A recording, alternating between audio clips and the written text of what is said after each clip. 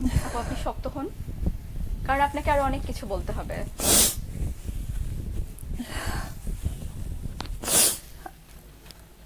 আপনি বলেন তো আপু, আপনি একজন মেয়ে মানুষ, একটা মেয়ে কোন লেভেল পর্যন্ত কষ্ট করতে পারে? আমি অনেক কষ্ট করছি 10 মাসে।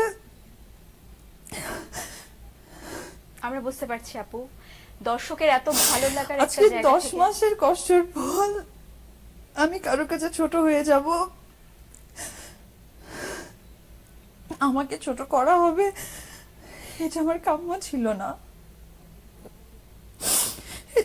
আমি সব সময় আজকে আমার সব কিছু আমি আমার জীবন দিয়ে আগলায় রাখছি, তার বিনিময়ে ছোট্ট একটা সম্মান চাইছি, আর কিছু চাইনি।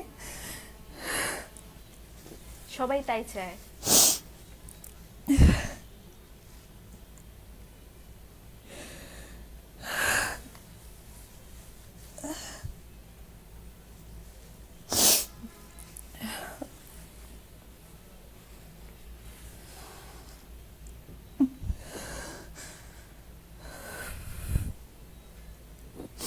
আপু, কিছু বলার আছে?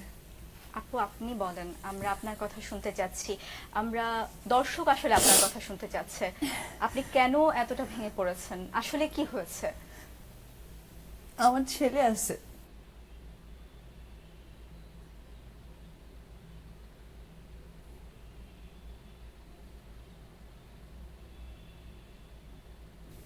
সাকিব আর আমাদের একটা সন্তান আছে। সেই আচ্ছা। বাচ্চাটাকে আমি অনেক স্ট্রাগল করে জন্ম দিয়েছি। সাকিব আমার পাশে ছিল না, আমাকে টাকা দিয়েছে। কোনো মানুষ যদি অসুস্থ থাকে তাকে টাকা দিয়ে কখনো যাওয়া যায় না। আমার ও হওয়ার সময় আমি চাইছিলাম যে একবার ওর সাথে হ্যালো বলি। আমি কি অন্যায় করছিলাম? আমি তো সাকিবের ভালো চাই, এখনো চাই, আমি চেয়ে আসছি। আমি আমি নিজেকে অনেক সাফার করছি। ওর মা আছে, ওরও তো বোন আছে, তারাও তো মেয়ে মানুষ। তাদেরকে একবার জিজ্ঞেস করুক আমার মতো এরকম কষ্ট করে কিনা। আমার কি অন্যায়? আমি নায়িকা, আর আমার অন্যায় আমি সাকিবকে অনেক সাপোর্ট করেছি, এটা আমার অন্যায়? আমি অনেক সাপোর্ট করেছি, আমি 10 মাস আড়ালে গেছি, আমাকে নিয়ে অনেক বিদ্রুপ মন্তব্য হয়েছে, আমি গায়ে লাগাইনি। আমি জানি আমার সাকিবকে ঠিক রাখতে হবে।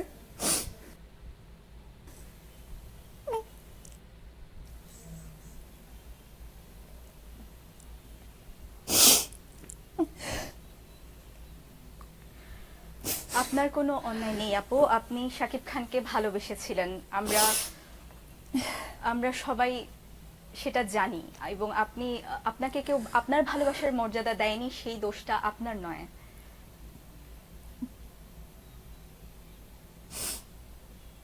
আমাকে আপনি নিজের প্রতি প্রতিনিয়ত বিশ্বাস সে রাখেন। ঠকায় গেছে, কেন? আমি তো তাকে ঠকাইনি। আমার সাথে বিয়ে করেছে, আমাকে বলছে অপু লুকায় রাখো। আমি প্রত্যেকটা মুহূর্তে লুকায় রাখছি। আমার প্রেগনেন্ট, আমাকে বলছে তুমি লুকায় রাখো। আমি 1 মিনিটে আমার আমার প্রাণের ছবি বসগিরি, সেই ছবিটা আমি ছেড়ে দিয়ে গেছি 1 মুহূর্তে। আমি একটু শব্দ করিনি। আমি ঢাকায় আসছি